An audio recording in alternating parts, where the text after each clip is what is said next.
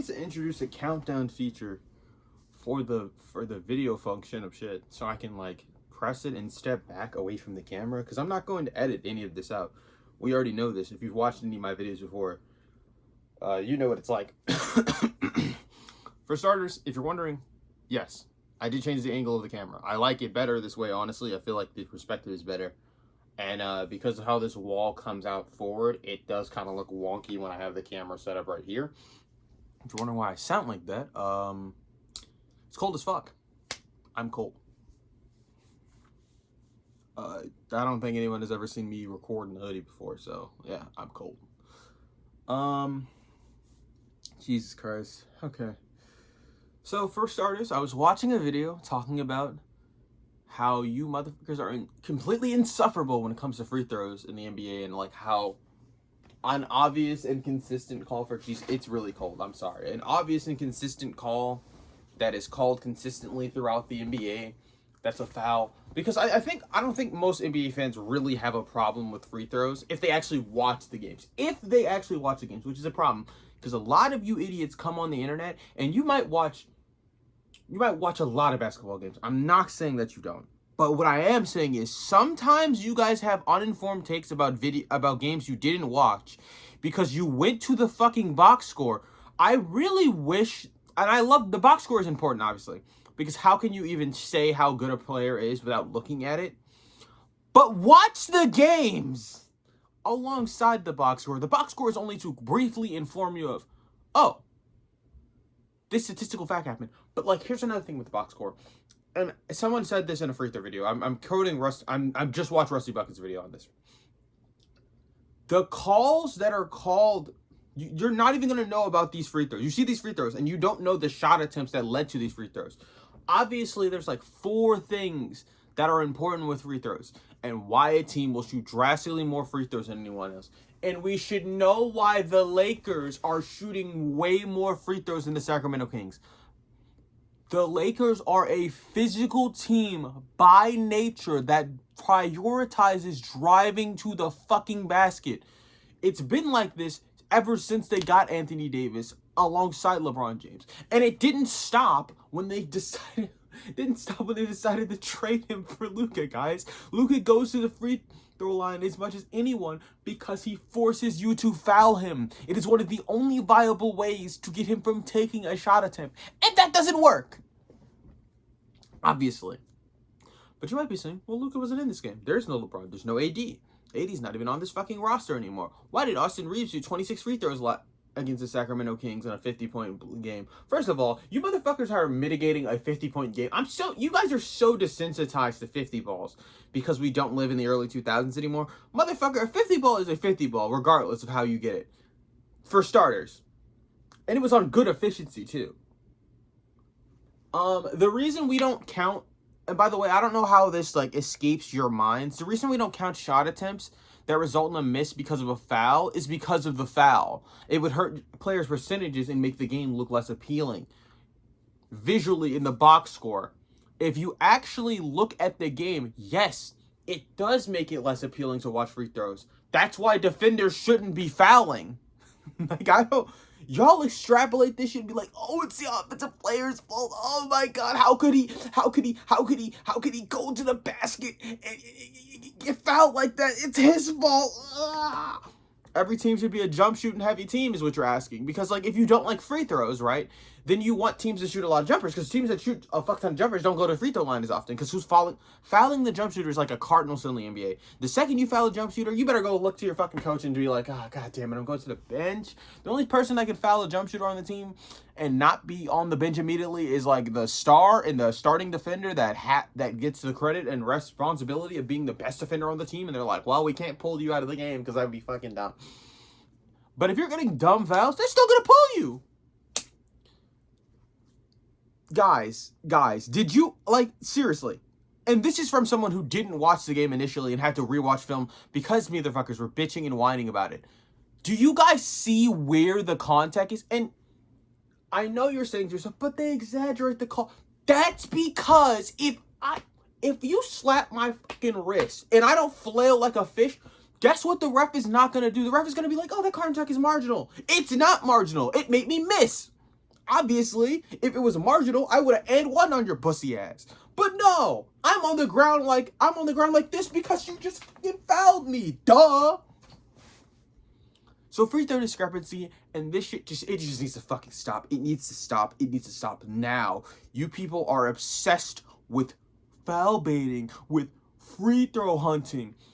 Motherfucker, if you hit me on my arm while I'm shooting the basketball, I'm going to react like that. Obviously. It's smart basketball. So unless you guys are mad at the officiating, which makes no fucking sense. Get mad at the rule book for making this the viable strategy. And then ask yourself, what could I possibly suggest to the NBA to make this problem go away? And when you realize that there's nothing you can do about it, because otherwise players are going to get away with fouling NBA players, and that's going to make the game even worse and muckier, and the scores are going to drop lower, and the game is going to be visually less appealing, and it'll look like the early 2000s again, which I'm so serious when I say this. You motherfuckers don't like that style of basketball, and I know you don't like that style of basketball because NBA fans are often not college fans, and that's what college basketball looks like still. There are some amazing shooters in there, but the only reason there are amazing shooters in there is because those guys are going to the fucking NBA. And they've been working on that because they know if they can get to the NBA, all they have to do is play defense and shoot threes and be tall and be available. That's the fucking 4 curves and shit that you can make into the NBA. You don't need to be a super fucking athlete star or whatever. You need to be good at those things. And when you niggas realize that, you'll stop bitching about, that's what it is. It's bitching. You're whining, complaining about these fouls, and they're not a big deal. Watch the game. I'm serious. By the way, the free throws and stuff, they open up the game. Because niggas are afraid to foul at certain points, that opens up the floor. Because the floor is so well spaced, that means you often have to foul a player to stop them from getting a shot at the rim or getting a good quality shot. And that leads to more highlights, so I don't understand why you hate on it. It's stupid. We have been graced with highlight after highlight after highlight after highlight offensively this year.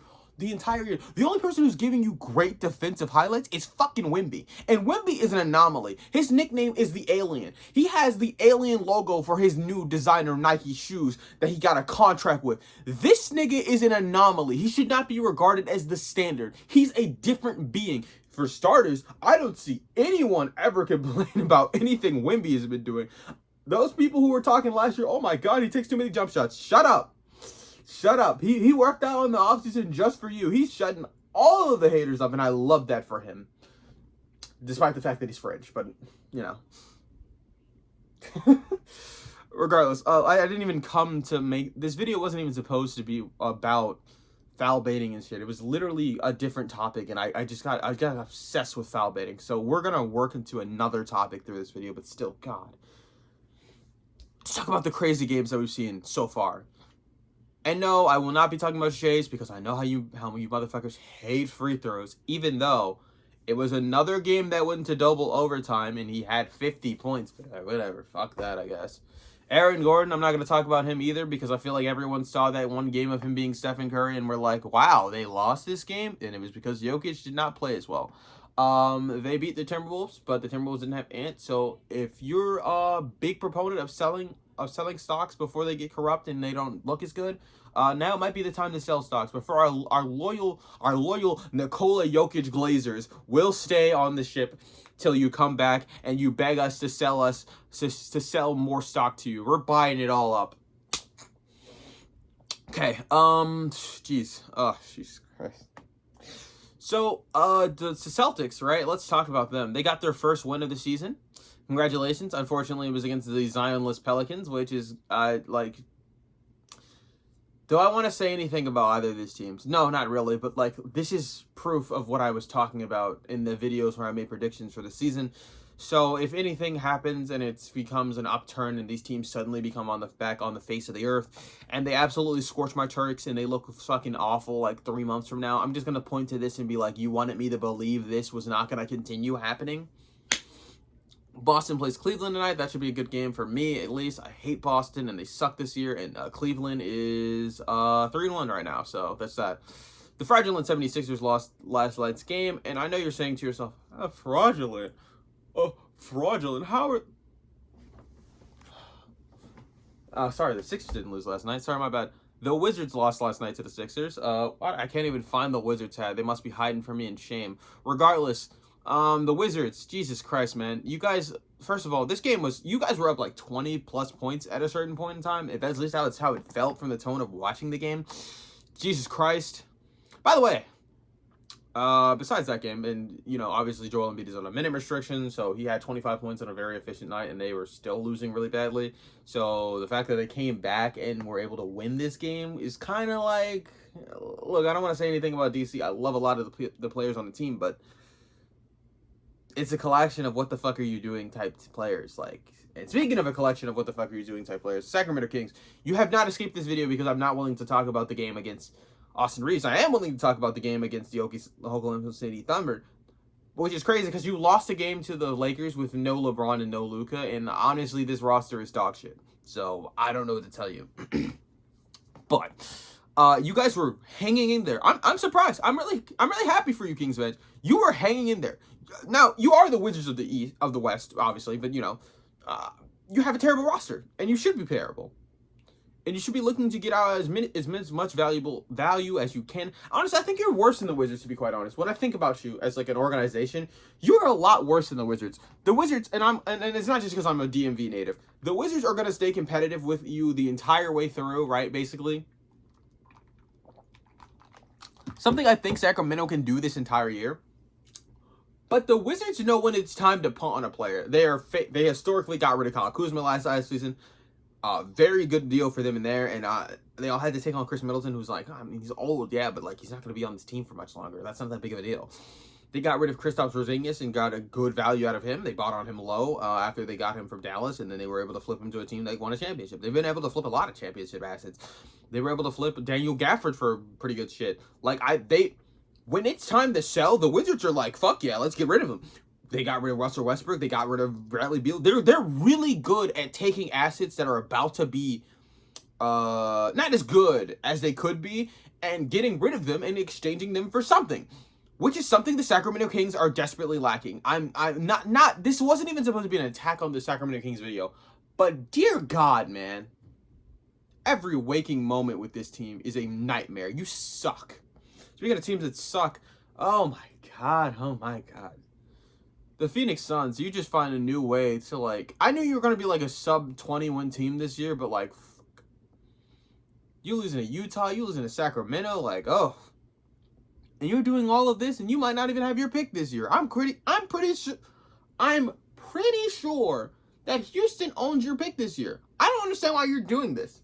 Are you trying? Because it doesn't look like you're trying. If you should be, considering you're paying Devin Booker $75 million a season. You're paying this brother $250 million and $750,000, because $250,000 was chump change. So those were those 2016 contracts used to look like. You're paying this motherfucker, I shit you not, $750 million to win sub 20 games. That means less than 20 if you're unfamiliar with sub. Speaking of subs, teams that are just taking it. They're just taking it. Pelicans fans, what's good? What's going on with you guys? I know you're saying, no, like, Zion's injured. I'm like, yeah. Yes. And you know what's crazy? Brandon Ingram is still balling out in Toronto. Isn't that funny how that works? Speaking of Toronto, and I feel like this is conjugal and very related, both of you teams have recently gotten the belt from Victor Wembanyama. And we already talked about him earlier in the video, but let's talk about him again. That nigga is special. I'm so serious. As long as I've been watching basketball, granted, it's only been like 7 seasons, and then I had to go back and rewatch some older games to like really get a feel of how good a player is. And obviously the allure of growing up in the early 2000s, you know how good Kobe is, you know how good Shaq is, you know how good Tim Duncan is eventually, you know how good Jordan was, all of that bullshit. This nigga Wemby is a different human being. I've already said it once in this video. He's an alien. Watching Wemby is the equivalent of like, I can't even say it.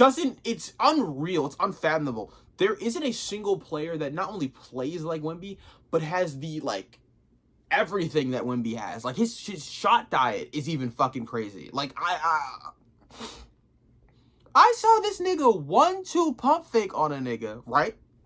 The nigga jumped. He took one step, was already at the basket. He took another step and overshot it and had to reverse cradle it. Who the this nigga, like he playing against little kids on a 7-footer who is 7 feet 2 inches, blocked his shot, step back, and won. When we're talking about game breakers, I mean like niggas who genuinely make you reevaluate your knowledge of the sport. Wemby is up there with like 2016 Steph. And I didn't even get the chance to really watch 2016 Steph live like I should have. God forbid I was a stupid middle school brat who was uninterested in sports. God, that stupid kid. Can you get a load of this guy missing out on prime LeBron years? Can you believe this guy? I said that like I didn't have fucking 8 more years of fucking prime LeBron after that point. Jesus Christ. Nuances of the game. Jesus Christ. Like, Wemby's such a different being. Like, he just truly is. Like, I don't even know what to say. Let's transition to talking about other different beings. Giannis Antetokounmpo. Oh my God. I'm surprised you beat the New York Knicks last night. Really. Congratulations. I don't even know what the video of the thumbnail is going to be of this video. That is so sad. But it's a very passionate and energetic video, so that's great. Giannis is just continuing his streak of having games where it's like MVP level, but the problem is it's the early part of the season, and they're not winning as many games as they could. They were in a dogfight against the fucking Wizards, which, shout out to the Wizards for that, I guess. I guess you're really good at being in dogfights with generational bigs. I guess I should bookmark my calendar for whenever you guys play the Denver Nuggets and you're inevitably in a dogfight with that team somehow. Which, didn't that happen last year? Pretty sure that happened last year. Maybe I should count on it happening again this year. But yeah, that's going on. Anyone else surprised that Chicago is still undefeated? Because I sure shit am. They played against Detroit. I didn't see them beating Detroit. I'm pretty sure that they played against Atlanta. They beat Atlanta. And I can't remember who else they played against, but I think it was Toronto. Regardless, Chicago fans, do you have something to be excited about? Buzelis, I love the kid. I think he's very interesting. His game is... I really can't even explain his game, to be quite honest. I'm not on some Wemby shit, but it's weird because I've never seen a white boy at that size move the way that he does, and like with his frame as well. Because obviously Luka is a white boy who moves like that, but I mean he's pretty fast, all things considered. Like when you look at him, he doesn't have jump out of the gym athleticism, but like if you're actually like looking at him, he's certainly a specimen. Unfortunately, you saw Josh Giddey on the roster, and the contract is assuming to work out pretty well. Unfortunately, you have Josh Giddey on the roster. I'm sorry, Josh Giddey. I'm sorry. I'm so sorry. You are such a suave guy, but dude, sometimes you have awful games, and yes, you have good games. Don't get it twisted. But your good games are 13, 14, and 15, and then I'm just like, wow. And then your next game is 13 on 17 shots and 13 on 17 shots. That's not really that bad. 13 on 20 shots, I guess. And then I look over and I'm just like, I'm not really understanding this. I don't know. Everyone's averaging fucking 30 right now. I saw I saw a stat that said Tyrese Maxey's averaging 37 points per game. What the fuck is going on there? Huh? In other news, the Rookie of the Year race is I know it's probably gonna wind up in Cooper's fucking house anyway, but said that in the predictions. But Edgecombe is making it a debate. Unfortunately, Ace Bailey is not, which is something that I was looking forward to. I thought he might have a good chance to win it, but not only is he in fuck all Utah, but he's not even putting up the numbers, right? So there's that. Is there any other things that I really want to talk about today? Warriors. You played against the Clippers last night. That was actually a very good win. You managed to hold the unction down to 73 points or something? You were just locking them the fuck up. Which is weird because they were hanging for a while, and if you actually watch the game, you know this. But for a while, they were hanging with them, and that was really, I couldn't really believe it, to be quite honest. One thing though I do have to say is, what the fuck is going on with the unction? This team is not eye popping out of the way, and I know Harden and Kawhi got pulled from the game at a certain point in time. and like, that helped it. But like, I'm sorry, I don't give a shit. This is also another one of those old teams that doesn't really have a lot going for it. And you lost to this team. This is not a good sign because you're doing this early into the season, and there shouldn't be growing pains because you don't have, like, I don't, Tyronn Lue, forgive me, you've done a lot for the city. My favorite team, city, not my city. You haven't done shit for Baltimore, but yeah, you won us a championship. Tyronn Lue, forgive me. 3-win comeback, legendary. Forgive me, man. No sacrilegious on Tyronn Lue's name. Only on Doc Rivers. Yeah, just, brother, what's going on with Youngtion? Like, Bradley Beal has been fucking awful, which I know he's on a small contract. I shouldn't be expecting nearly as much from him, but like, dog, what the Bradley, huh? Are you an NBA player anymore? Like, what's going on? Chris Paul has been serviceable. I really thought Chris Paul was going to be serviceable. Obviously, he's going to be serviceable. Harden has been solid. I haven't really seen his numbers. I can't say too much on the Clippers game. I just, like, they were a competitive team. They were holding on with John Collins in them, and they were keeping them close. And then the Warriors did the third quarter Warrior thing, and the game was like, I looked back in.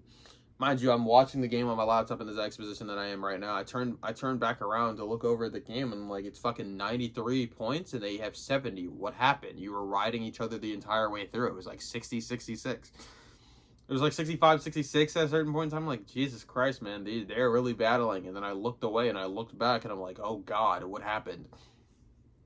Sheesh. Sheesh. The Rockets are still experiencing growing pains. I said they would experience growing pains. I did not think they would lose this many games. Yeah, not really sure. Detroit, you have been very inconsistent, and that has a lot to do with your guard play. I've actually watched a lot of Detroit games this year, which last year I wouldn't even have dreamed of, to be quite honest, because I was like, why the fuck? I was like, oh, okay, and then JB Bickerstaff, that's cool. It's nice. It's like Tobias Harris, Tim Hardaway Jr., Dennis Schroeder for points at the time, which those guys fit really well. Malik Beasley, I'm looking over like, I don't know, kind of cringe, but yeah, the teams with the Thompson twins, Jesus Christ. The teams with the Thompson twins, we didn't talk about this. You both are lacking in guard play. You have one great playmaker on the team that is pretty big and tall, but unfortunately I feel like you actually need a smaller guard to complement him, and I mean like being a combo guard, unfortunately, because this is not enough, dog. Like, it's not.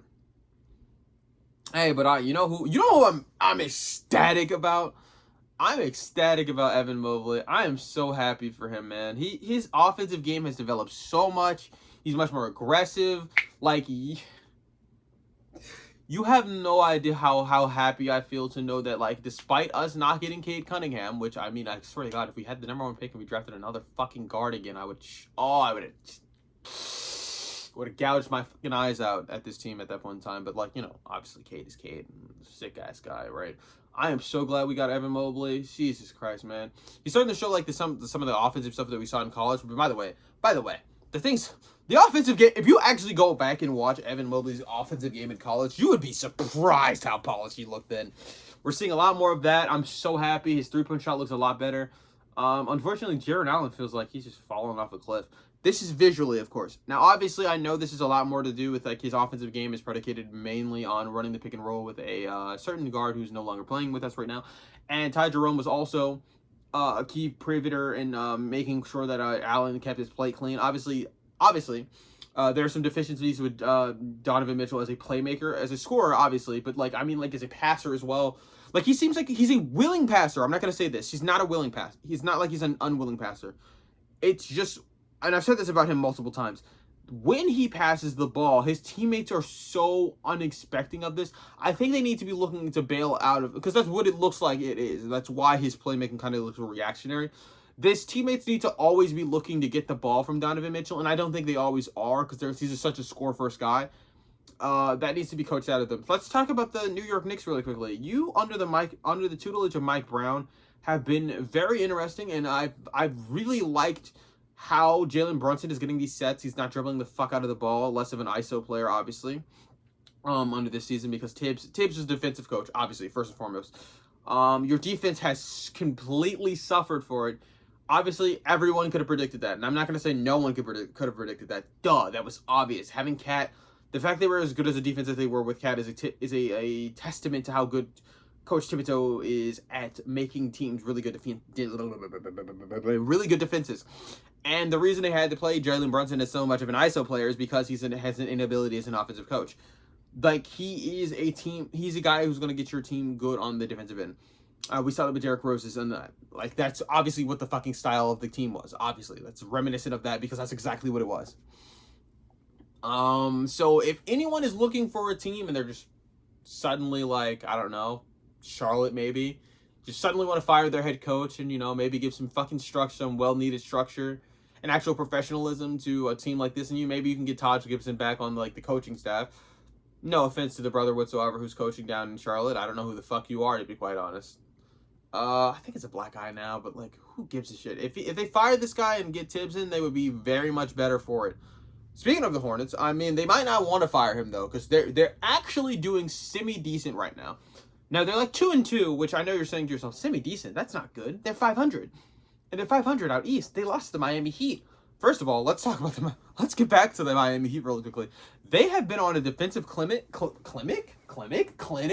and it's been so much fun to watch. And obviously, I'm cold. I'm super cold, dog. They have been on a defensive clinic. I've really appreciated the basketball that I've been seeing from them. The effort and all of that. The blocks. Khalil Ware looks really good. I really like how Bam Adebayo looks. Tyler Hero is still the offensive fucking grenade that he was been. Jaime Hawkins has found his way back into the rotation after getting rid of Jimmy Butler. That's good for him. Andrew Wiggins has been a defensive stud of that team. I really thought he would be a defensive stud on that team, but, like, he's also had moments of semi-good offense. If you were wondering, yes. Timberwolves Wiggins is kind of back, right? Low key. Regardless, this team is really good. They're a very solid team. They're a fun team. They're fun to watch. So, because, like, look, last year, tail end of last year, basically, I would have saw Charlotte, and I've been like, no Brandon Miller? Fuck this. I'm not watching this game, especially against Miami Heat without Jimmy. No, thank you. This year, I'm looking over like, hold on. Charlotte drafted some two Duke white boys, and normally I'm like, oh god, they drafted a North Carolina white boy. We already know how this is gonna go. Damn it, Jordan. Your influence reigns supreme. No, they drafted him from Duke, and they're actually really good. They're super good on the defensive end. That's really nice to see from them.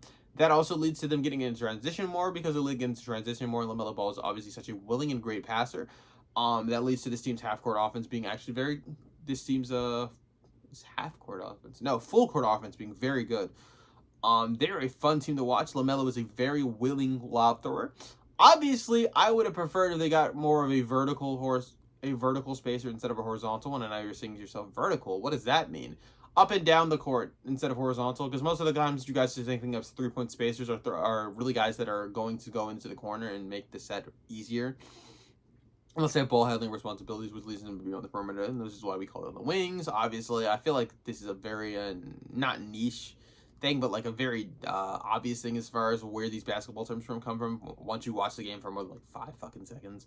But regardless, they're a fun team. Like, the NBA is fun. I just don't know what to say other than that. The NBA is so much fun, and we're less than a week in, so I guess I can use the thumbnail. I'm going to use that thumbnail. That's what we're going to do. Yeah, it's been fun, man. Like, super fun. OKC still undefeated. San Antonio still undefeated. That's who could have predicted San Antonio would be still undefeated? I knew they were going to be good, but I didn't think they would be this good. As far as how my predictions are hanging out, man, I told you the Mavs were going to be mid. I told you the Lakers weren't going to be as good as you thought. Now, obviously, Luka did get injured, and that sucks. But, like, I told you they weren't going to be as good as niggas thought they were going to be. They're the Lakers still. They're going to get that benefit of the doubt every single year until the end of time, unfortunately. But, hey, I'm not mad. Not too mad. Yeah, this is great. I was wrong about the Unction so far. The Unction needs to turn it up, and the Denver Nuggets have also been looking a little bit subpar. But as far as my predictions for the West go, they've been going pretty good. The East has been actually moving very swimmingly. as far as my predictions go. If you miss out on my predictions and you didn't see this, and you probably want to see me in a video where I'm not shivering to death and I'm not draped in a blanket, you can go ahead and watch those videos. If you like this video, like, comment, subscribe, all that fun stuff. And I'll see you next time. Peace.